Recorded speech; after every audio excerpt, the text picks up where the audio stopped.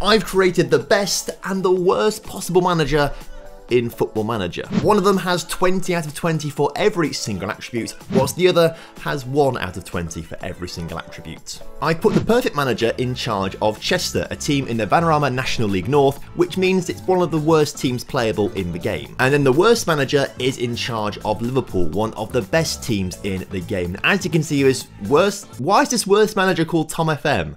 Who's done this? I can't believe I've been outed on my own channel. This is disgraceful. The point is, I want to see if the perfect manager can get Chester from the Vanarama National League North to the Premier League by being the perfect manager with limited resources, and can the worst manager actually keep his job at Liverpool, being carried by the incredible players and staff already at Liverpool. Now you'll notice that both managers have contracts until 2036. Now using the pre-game editor, I've given these 15-year contracts, at the end of which they are going to be swapping clubs. However, there is one issue with this. You can't use the editor to make managers unsackable. And, well, that became a problem pretty quickly in Season 1, as you might expect. Because in Season 1, of course, that's right, you guys were all expecting it, the perfect manager got sacked. Very quickly as well. The perfect manager was in charge for 142 days before being sacked by Chester. They won 5 games, drew 3 and lost 9. And then they got sacked. So far, they don't have a job, which is a little bit concerning, but I'm sure they'll get given another one at some point soon because they literally are the perfect manager in every single area. As for our worst manager, they're still in charge of Liverpool, which is not bad going. So Liverpool in Season 1 came 4th in the Premier League, now quite a long way behind Man City, which suggests that he's not done a very good job at all, but has done the bare minimum of qualifying for the European Champions League. Oh, and they got to the Champions League final and lost 2-1 to Juventus in extra time. So, for whatever reason, for our worst manager possible, with 1 for every single attribute, they got to a Champions League final. I mean, just for a second, think how bad you have to be to have 1 attribute for absolutely everything. I mean, 1 out of 20 is less than no knowledge of football, surely. Like, surely you and I, as Football Manager players and people who enjoy football, would be able to deliver at least a slightly decent coaching session at some sort of level on attacking or defensive football. That is at least a 2 out of 20. 1 out of 20 is literally an alien. And yet here Liverpool are in a Champions League final. Mental. So let's jump to Season 2 then and see what's going on in Season 2. Also, we are bearing down right now on the 40,000 subscriber mark. So if you are new around here and haven't clicked the subscribe button yet, please do. Would absolutely love to have you guys along for the journey. And make sure you do drop a like on this video so it gets pushed out to more people as well. We'll start off with the perfect manager who has still not got another job. How?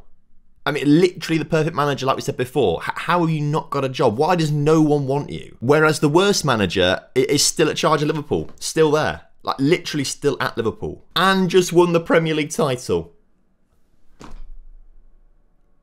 And when the marquee signing is Jamie Vardy and Anguissa, like, it's not a great transfer window either. Oh my word, they're about to play they've got to another Champions League final and they're about to play Man City in it. I mean, I've already simulated it, so we'll jump to Season 3 to see if they would it in Season 2. Oh, they literally lost it on penalties. Poor Liverpool. But you will be pleased to know that in Season 3, TomFM is still the manager of Liverpool.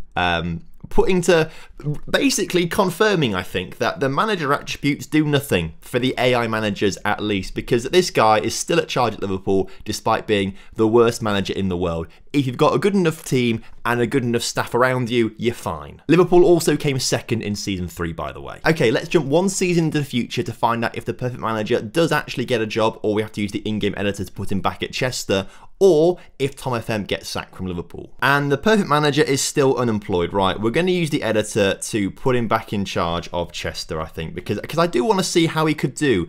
I'm very confused as to why he's not getting jobs elsewhere. That makes no sense to me in the slightest. Chester, by the way, have done nothing. They've just stayed in the National League North with some mid-table finishes. TomFM, though, has been sacked as the Liverpool manager. He got the sack at the end of 2024 by looks of things. History, managers. He was sacked after 3.5 years at the very end of 2024, after winning 110 games, drawing 27 and losing 52. Liverpool did go on to finish third in the Premier League this past season, and they didn't even reach the Champions League final. How terrible is that? TomFM would have done better. But also, Liverpool must have paid him a ton of money. He was on like 70 grand a week for 15 years. Like, that's a lot of money to pay him off after just 3 years of a 15-year contract. But we're going to put him back in charge of Liverpool as well to see how this carries on for the rest of the experiment. So, season 5, and the perfect manager is still in charge of Chester in his second stint, which suggests they've done a decent job. Chester have just won the Vanarama National League North. Congratulations to them. Good stuff. Where are they predicted to finish? Second. Okay, so he's done the bare minimum, basically. Sadly, TomFM was sacked from Liverpool for a second time. Ooh, okay, there must have been some sort of issue here. He wasn't sacked. I left after 2 days, apparently. That is so bizarre. Why? If we load back into season 4 and we go to TomFM and we say be the Liverpool manager and then go 2 days into the future, I want to find out why he left the club. TomFM has left his position at Liverpool because of the impending arrival of a new... Oh, okay, so literally... Oh, so they've already agreed a new manager coming in, and for whatever reason, I can't change that, so he automatically gets sacked after 2 days. Right, jumping back to season 5 then, we need to replace the manager of Liverpool. Ah, but the Liverpool manager is now Pep Guardiola. Ooh. Well, okay. How about we make TomFM the manager of Man City instead? You know, he's been there, he's done that at Liverpool a couple of times now. This experiment is not quite turning out in my head how I thought it was going to. Sports Interactive Football Manager, if you're watching this, please add the ability in the in-game editor to make AI managers unsackable. You can actually use the in-game editor to make playable managers unsackable. So if you are playing a game, you're about to get sacked, and you've got the in-game editor enabled, you can just flick a switch to make yourself unsackable. And so you might be thinking, Tom, why didn't you just make 2 playable managers, make them unsackable and simulate the experiments? That's because if you're a playable manager and you go on holiday, all control is given over to the assistant manager, etc, and they can't be unsackable, etc. It all just has the same problem, just pushed down the line a little bit. So a long story short, if AI managers could be unsackable, this experiment would be a lot more better. A lot more better. What English was that, Tom, you idiot? Either way, season 6, the worst manager, TomFM, is still in charge of Man City, who just came second in the Premier League. I mean, this is really, to me, proving convincingly that AI managers can be any ability. As long as there's a good team around them, it doesn't matter how good their attributes actually are. I mean, he's actually beaten Pep Guardiola at Liverpool. Amazing. And was very unlucky not to get into the Champions League final where he lost to Chelsea. I mean, incredible work. The perfect manager, though, has been sacked again. Chester only just avoiding relegation from the National League.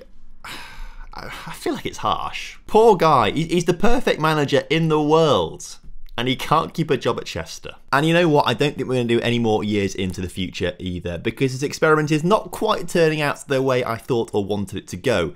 But I think we have learnt some interesting stuff. The perfect manager is very much sackable, especially by National League North clubs, but interestingly, couldn't find a job anywhere else. Like, I expected that from the worst manager because they have the worst attributes, but I was so surprised that we went seasons without this guy getting a job, and I don't know why that is. So if any of you guys have any ideas as to why that might be, do leave a comment down below. What we have learnt today is that the worst manager possible in Football Manager turns out is actually very, very good if you have a good team of players around them. I mean, maybe we do this again and we have like 5 or 6 worst managers at different levels of football, and we see how they get on with different levels of teams around them. But it would be great if we could make them unsackable. That would be ideal. So thank you very much for watching today's video. Hope you guys have enjoyed it. If you have done, make sure you drop a like on the video for me, subscribe if you're new around here, and leave a comment down below for the YouTube algorithm. And then, of course, click one of the videos on the side of the screen right now to continue watching some more experiments of mine, which I'm sure you will enjoy. Until next time, have a good one. Goodbye.